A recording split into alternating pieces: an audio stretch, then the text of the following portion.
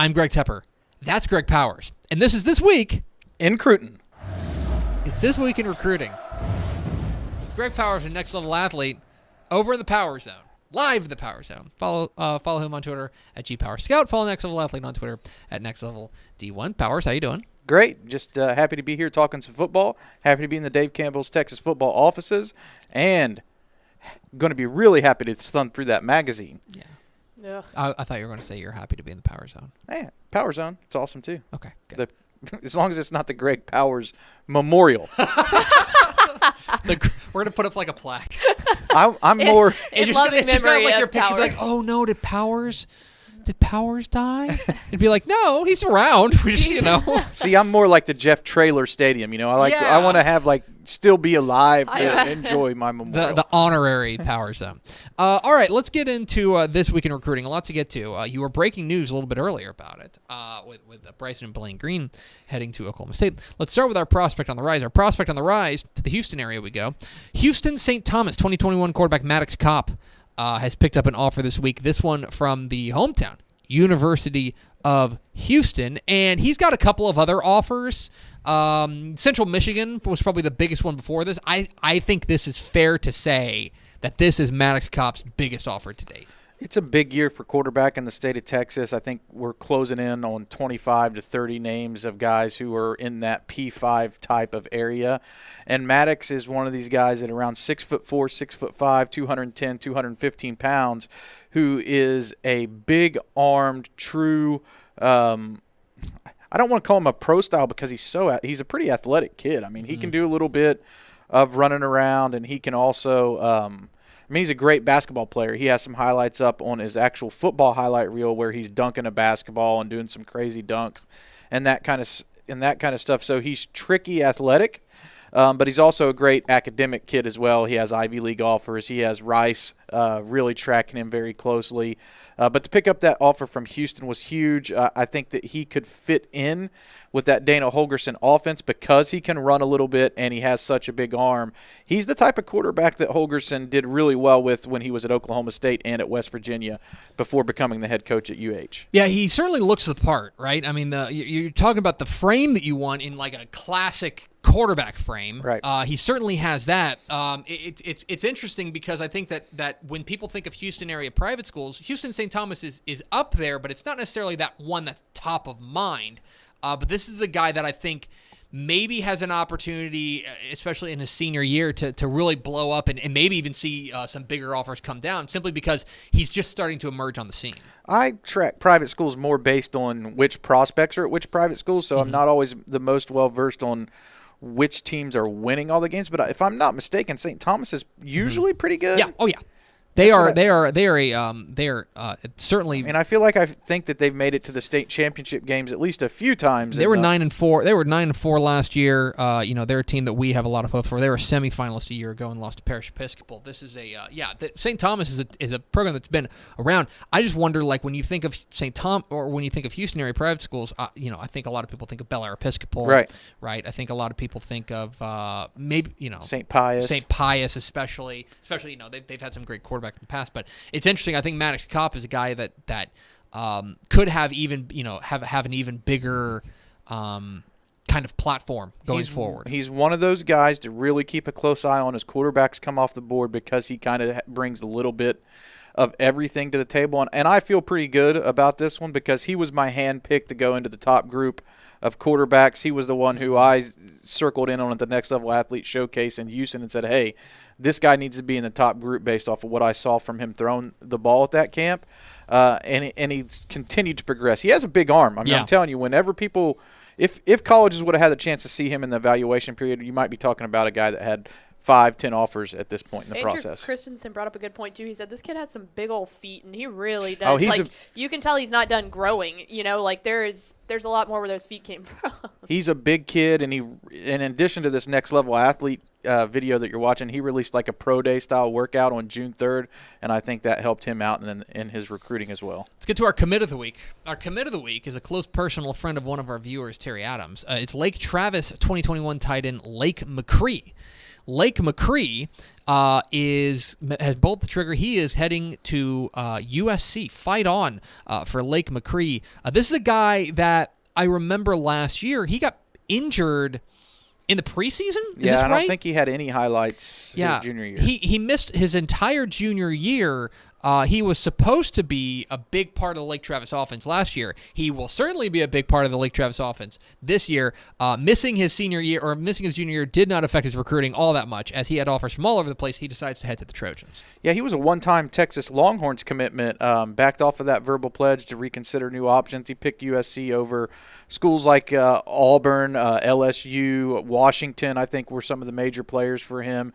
And he's one of those guys who I would classify as a flex style tight end. He's a really good receiver from the tight end position, but that's not what you should limit him to. He's a guy who on his tape, which is the sophomore tape that you're watching right now, who does a little bit of everything well. I mean, he can line up in multiple tight end positions. He can be an H-back. He can line up with his hand on the dirt. He can flex out wide. And he's a dedicated and willing and able blocker, and I really like that. He uses his hands really well, and he's not afraid to take on defensive linemen or linebackers in the blocking game, but he's also a mismatch nightmare for linebackers as he flexes out wide.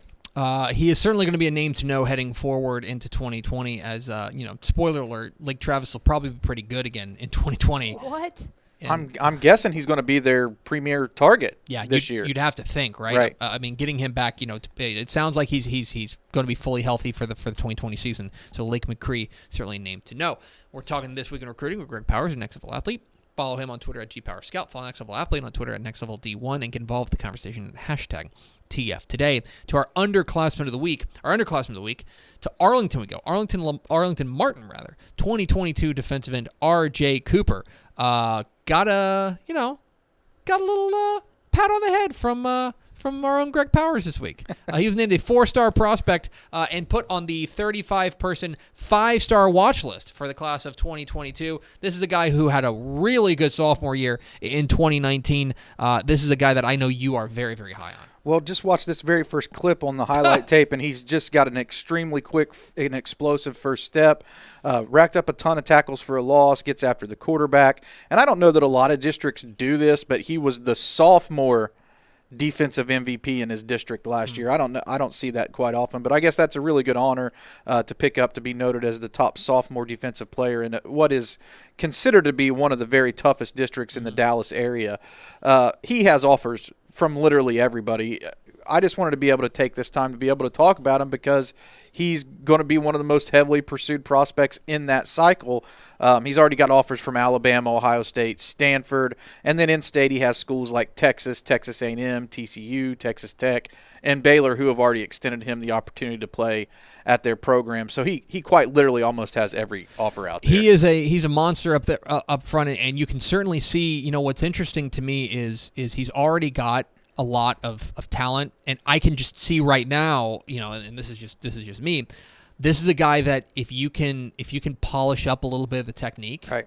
I mean, he's still a little bit raw, but you're talking about a guy who, if they polish him up, this could be a monster up front. Well, he was 217 in January at the Next Level Athlete at Southlake.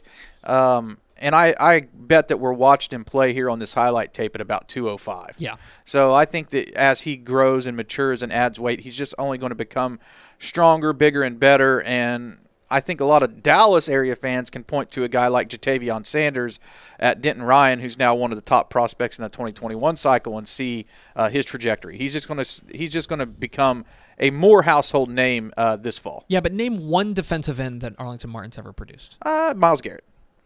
Okay. To our recruit of the week, let's round it out with our recruit of the week. We're going to stay at the DFW Metroplex. We're going to stay on the defensive line. We're going to go to DeSoto. DeSoto 2021 defensive end Shemar Turner has named his top 5.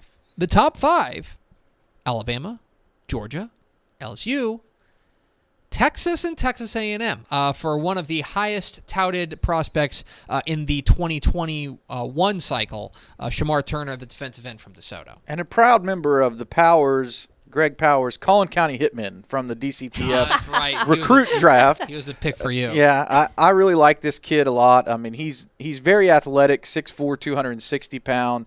defensive lineman. He's one of those guys who I don't think that you can just say this is what he's going to do for you up front at this one position. He's one of those guys who, ironically, since we just mentioned his name, like a Myles Garrett, that you can move around to create mismatches on your defensive front. He really gets after the passer. He can sniff out ball carriers out to the flats, and as a matter of fact, he picked up his first offer from Baylor after a few games of linebacker tape back in 2018. So he's a kid who really can do it all on the defensive side of the football, and his best days are certainly ahead of him. It's a very rare that you find guys who are this big and this athletic. So I think that it's just such a combination of skill sets that Shemar Turner has, and he plays mean, which I really like. Yeah. You'll see him pursuing the football down the field. He's hungry and he's dedicated to what he's doing while he's out there. Yeah, you don't doubt the motor on Shemar Turner. It is all systems go for him at all times. So Shemar Turner, he has narrowed it down to 5. Let's see, I guess that's 4 SEC schools and the University of Texas. So we will certainly keep an eye on him. And we're keeping a close eye on A&M too. We're keeping a really close eye on the in-state schools for Shemar Turner. That's Yeah. what I do want to point that out. So you think right now, obviously it's it's a lot to be decided between now and then, but you're thinking that right now this is a guy that it could come down to one of those classic Texas versus A&M battles. I do, and DeSoto actually, while they send players all over the nation to play in college, they have a long historical or a long history of sending players to Texas and Texas A&M. So that's something I'm really watching with Shemar Turner. He's Greg Powers over there in the Power Zone, the Greg Powers Memorial Power Zone. Follow him on Twitter at GPowersScout. Follow Next Level Athlete on Twitter at NextLevelD1. Powers, appreciate your time, my man, and we'll do it again next week. Let's do it. And now if you could wipe down the Power Zone, that'd be great.